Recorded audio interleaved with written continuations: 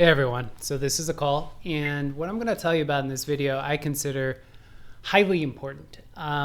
Important for those of you who are actually interested in changing their resonance, elevating their energy, transmuting sexual energy, harnessing and gathering orgasmic energy, etc., etc. Because what I'm going to deal with in this video is the space inside the head, in the eyes, the roof of the mouth, and the ears-temples.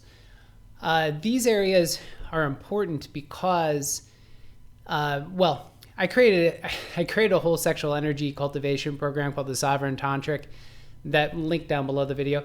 And a big component of this program, as I was creating the program, one of the things that I realized while I was creating this program is that, there's several things I noticed, but one of the things was that the space inside the head is quite difficult to access. And this is, over years and years and years of practicing the techniques I given this program.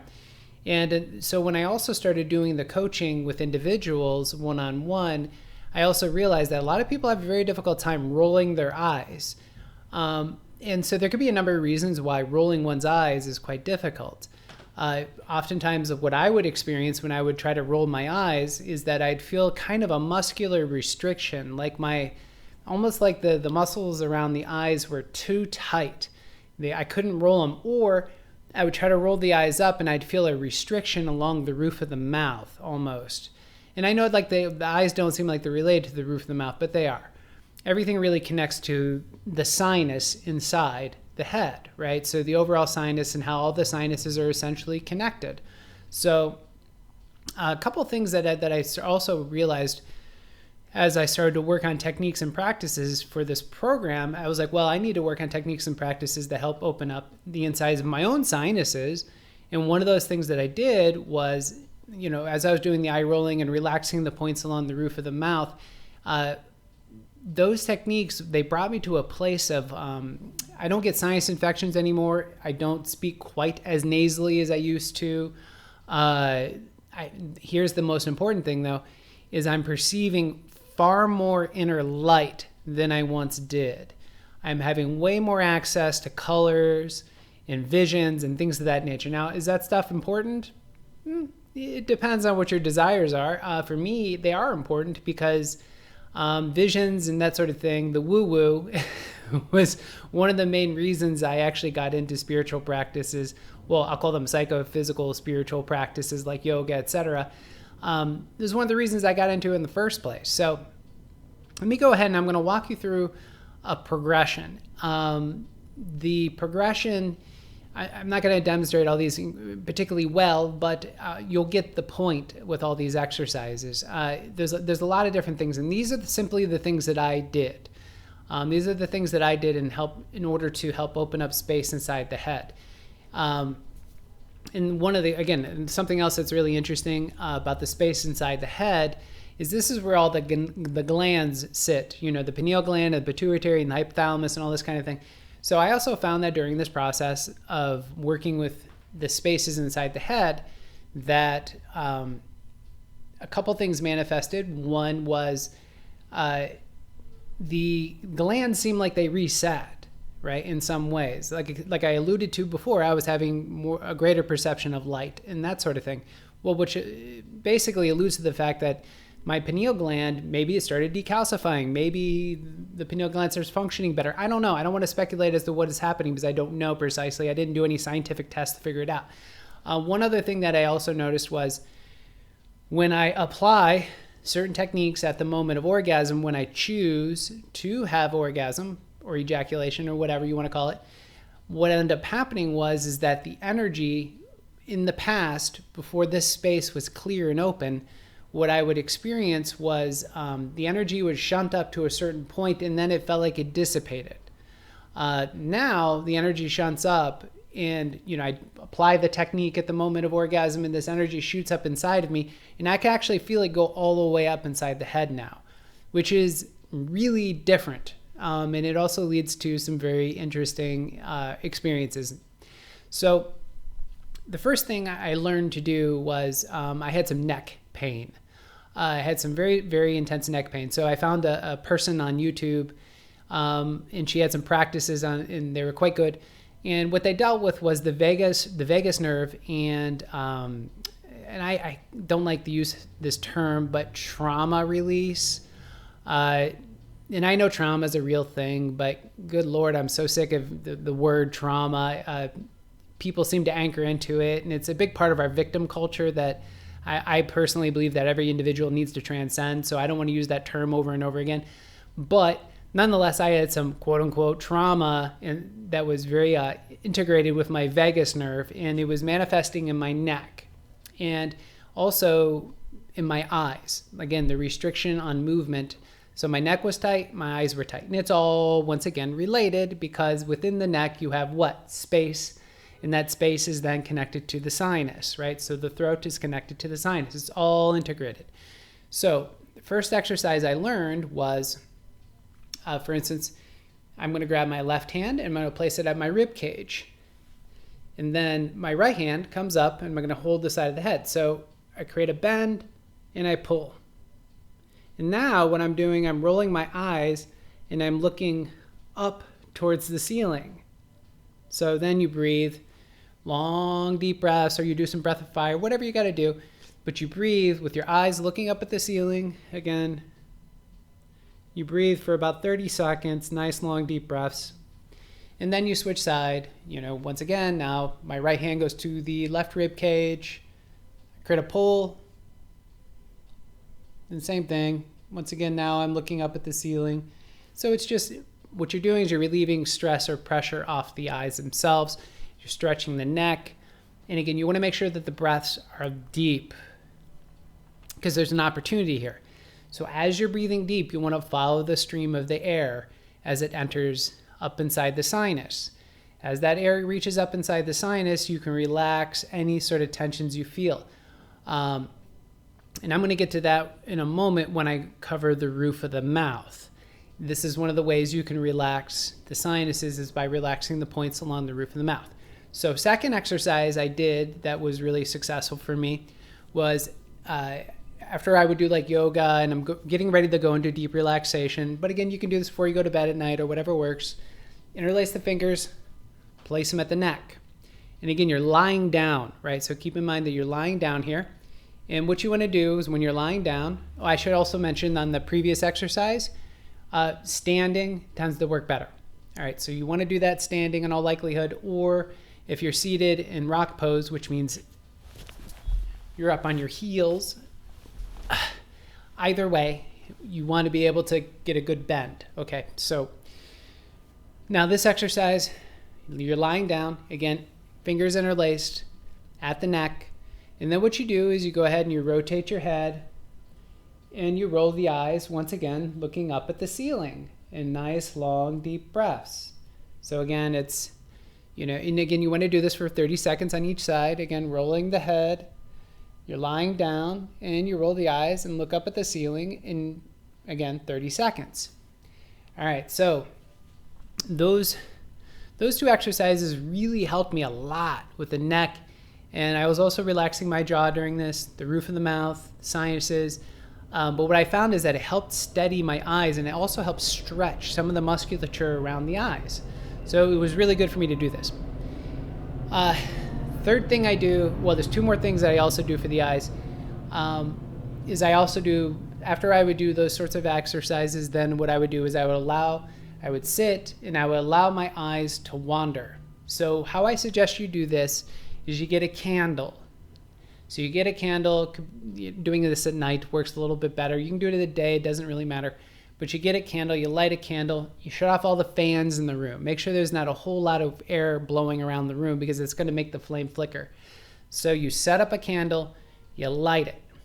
You sit it in front of you. Ideally, you have it up on top of something so you don't have to look down, but you gaze at that candle, at that flame, after you do this. So first thing you want to do after you get that flame lit and it's in front of you, you want to have about 3 feet in front of you, is then you want to, this is going to be a little cryptic for some of you. For some of you, this will make total sense. You allow the eyes to wander. Okay, so what I usually do is I'll inhale, retain the breath, and my eyes will just kind of wander around. So my eyes will kind of move, and what you're doing here is you're taking advantage of a principle. I generally do everything with inhale, retain the breath, exhale, retain out. The reason for inhaling and retaining the breath when you're working with sinus spaces or eye spaces is because as you're retaining the breath, the entire body not the entire body, the entire torso up to the sinus. So from your pelvic floor to the sinus is a tube. That tube is meant to accommodate air. And all the musculature, which are largely postural in nature, want to accommodate more air. So they will do what? They will relax if you're retaining the breath. One point on breath retention, though, is you can't let go of the diaphragm. So you inhale, retain the breath. You retain the tension on the diaphragm. It's not a super strong tension, but you inhale, and you just maintain that tension. You maintain your awareness of the tension on the diaphragm, and then you let your eyes wander. So you let them go. And if you're not good at the organic, flowy kind of idea of letting the eyes wander around and helping them find their own homeostasis, because keep in mind, tension is a steering wheel. If you remove control from the eyes will wander, and essentially the tension will guide where your eyes will go.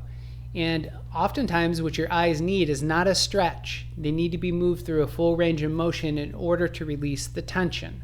So keep that in mind. So the eyes wander, and once like I said, I usually did that maybe about a minute and a half, 2 minutes. It wasn't for a super long period of time. So after the eyes wander, they're doing their thing. Again, I'm inhaling, retaining the breath. When I need to exhale, I just exhale out, and then I inhale, retain the breath some more, and again, allowing the eyes to wander. Then what I do is I always gaze at the candle. So gaze at the flame, rather. So the flame's flickering, and I'm gazing at it, and so this helps still the eyes. So you create very still, solid eyes here. So so you gaze at the candle, 3 to 5 minutes, or however long you wish to do so.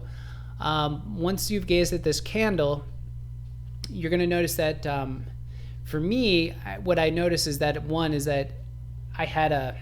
know how to say it, even though I have a strong visual bias like most of us do, in other words, there's a lot of energy that's pent up around the eyes, the energy wasn't flowing well. In other words, I have a tendency to be in my head, I have a tendency to be in fantasy, I have a tendency to imagine things.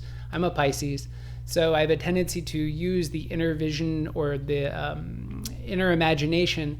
And when I get caught up in the inner imagination, although I'm looking at something, the energy's kind of not there entirely. So gazing at a candle really helps shunt the energy properly to the eyes themselves.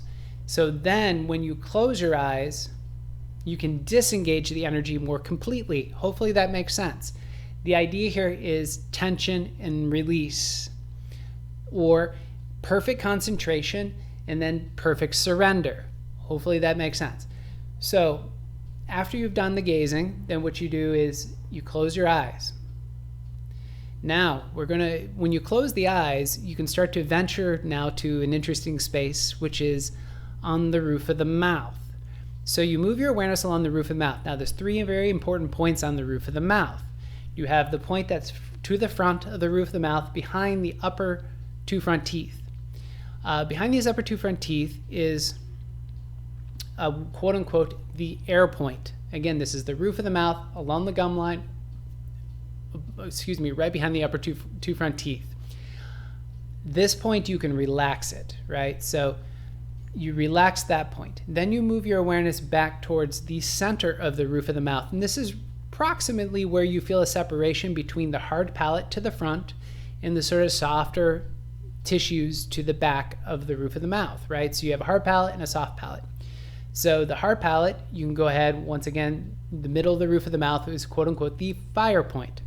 So you can go ahead and relax that. And you're going to notice as you relax these points, you can also feel a relaxation inside the head. And then the final point is all the way back towards the throat, which is called the water point. And this is kind of the soft upper palate that's very, very close to the throat. So you can relax that point. So once you've kind of thoroughly relaxed all 3 of these points, then you can go ahead and try to roll the eyes up. And you can roll the eyes up and you can start by gazing at this point right here, right? So somewhere between the middle of the brow and the middle of the forehead. There's going to be a comfortable place for you to look. to gaze. And you're not looking at it, right? So you're actually just rolling the eyes up. Because in all likelihood, because what you're trying to do is you're trying to still the eyes, okay? So there's several things you can also do here. If you notice there's a lot of tension around the eyes, even after relaxing the roof of the mouth and you've rolled your eyes up, one thing you can do is you can take a deep breath in, keeping the eyes closed, and smile, inner smile at your eyes. You can start with the right eye, you can do the left eye, but again, keeping in mind that when you're retaining the breath, there's going to be a greater opportunity for you to relax any of the tension you feel around the eyes. And this will help also to remove tension around the eyes. The inner smile is also incredibly effective at directing energy. Directing enhances sensation, enhances feeling. 2 pressure points up underneath the cheekbones here that will increase your internal perception of light. So smiling, actually, I think many of you probably have experienced this before. You walk by somebody on the street, they smile at you, and then what happens? It seems like they're shining their light on you. At least that's the experience I always get. Somebody smiles and I'm like, ooh, they're shining all this energy and light on me. So it's very similar to that, is that when you inner smile, you shine light on something. So you can inner smile at your heart center, you can inner smile at your genitalia, you can inner smile at the eyes. And again, this is a way of releasing tension and also to bring a greater focus to feeling and sensing in those particular areas. All right, so the assumption now is that you have the tension removed off the eyes. You've got them rolled up comfortably, gazing at the brow point. So now what we want to do is we're going to focus on the ears or the temples. And so usually what I do is I do kind of a breath pattern here. So eyes are gently rolled up, and then I start to do this breathing practice as if I'm pulling light or energy. So I inhale, and it's as if I'm pulling light or energy through the temples or the ears towards the center of the head. And what this is helping us do is it's helping us triangulate the space above the roof of the mouth, the center of the sinuses. I believe the area is called the sella turcica. And within the sella turcica, I believe the pituitary gland sits there, et cetera, et cetera. So as you connect to that particular space, through breathing through the center of the head, you're essentially creating the horizontal line to a cross, right? So from here to here is one line, and then from here to here is another line. So you create this cross. Right at the center of that cross is where all the juicy glands are that grant you the woo-woo experiences that many of us crave. So once again, finding that center of that cross. Again, what I do is after I've connected through here, then I connect through here, inhaling towards the center of the head, exhaling out. So inhaling towards the center of the head, exhaling out, kind of scrubbing the pathway. Another way you can do this is inhale towards the center of the head and simply exhale at the center of the head. Feel it out, what works best for you. The point is to help locate a space inside the head. All right, so now we have eye positions, right? So I mentioned before this position, your eyes are already rolled up. You're looking at this, you're breathing, you're inhaling, you're triangulating the space in the center of the head. So now we want to connect to some of the juicy points along the head. Because as you start to create this pull on the optic nerve, which the muscles of the eyes are connected to, you've got these various points on the head. So you have a point here, the fontanelle, the crown, which is back here, the occiput right here, which is that notch, that bump on the back of the head. So so one of the things you can do now is you can connect to these particular points. How you do this is, again, the eyes rolled up, the eyebrow. Now, let's say I want to connect to the crown back here. Well, then I go ahead and continue to roll my eyes as if I'm looking internally at that crown. And one of the things you can do now is you can go ahead and you can inhale at the crown, you can exhale forward, and you're creating this. You'll notice that the pathway is a slight downward diagonal, right? So you can move your awareness along this points, scrubbing them essentially. And again, what you're doing is you're cultivating pathways that bliss, kundalini energy, orgasmic energy, whatever you want to call it, can flow along. And so when you do start cultivating sexual energy and gathering it as you have a moment of orgasm, you're going to have more of an experience. But again, this is very much about opening up space, bringing awareness, and keeping in mind energy flows to where the attention goes. Incredibly important. So you're putting all this attention inside the head, you're relaxing things inside the head. Well, it's going to start to activate things. So that's point here, point there. Now you have this other point on the back of the head here, which is the quote unquote the feminine pole of the Ajna chakra. So the masculine pole's here, feminine pole's here, and you can do the same thing. Eyes gently rolled up, and now you can kind of create a pull as if you're looking at the back of the head. Once again, you can inhale to the back of the head, exhale forward. Once again, scrubbing that pathway. It's a slight downward angle from the Ajna chakra to the back of the head. Scrub that pathway. Again, think about it as like shoveling a sidewalk. You can't walk on a sidewalk when it's covered with snow, so you got to shovel it to clear the path, and then you can see the sidewalk. Similar idea. All right, so now what we've done is we've created connections between here and here, here and here, here and here. We got this little cross that's triangulated in the center of the head. And now what you can do additionally to help find the center of the head, to help additionally open it up, to help bring more sensation, more feeling into the head, is making the sound O-N-G, right? So O-N-G is really great because the tongue is going to hit the roof of the mouth. When you go, you do that N-G sound. So, Om. And notice where you feel the NG. So when that tongue hits that roof of the mouth, it transmits a vibration. That vibration will shake up inside that space, quote unquote, the sella turcica once again, and it'll help wake up these glands and help bring those glands into balance. So I suggest vibrating those glands for a good, you could do 3 reps, 3 repetitions of Ong. Again, it's on deep breath. Om.